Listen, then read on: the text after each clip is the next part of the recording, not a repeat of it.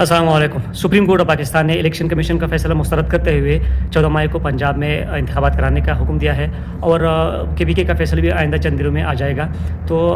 PDM نے بہت کوشش کی کہ پاکستان میں فوراً انتخابات نہ ہو، کیونکہ PDM کو پتہ ہے کہ اگر انتخابات ہوئے تو PDM نے ہار جانا ہے، کیونکہ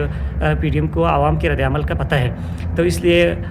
PDM نے اور مقتدر لوگوں نے سپریم کورٹ کو اور ججز کو ڈرانے کی کوشش کی، دھمکانے کی کوشش کی، لیکن ہم ان کو سلام پیش کرتے ہیں کہ تمام ججز اور چیف جسٹس آف پاکستان نے ان کا دباؤ مسترد کرتے ہوئے حق اور سچ کا ساتھ دیا اور ایک تاریخی فیصلہ دیا ہے۔ اس لیے یہ ہم سب کی ذمہ داری بنتی ہے، بلکہ پنجاب اور KPK اب اپنی تیاری پکڑے اور پاکستان جو کہ 75 سال گزرنے کے باوجود اسی 0 پوائنٹ کی بلکہ مائنس پوائنٹ پہ کھڑا ہے۔ تو اس لیے ہم سب کی ذمہ داری ہے کہ انتخابات کی تیاری کرے اور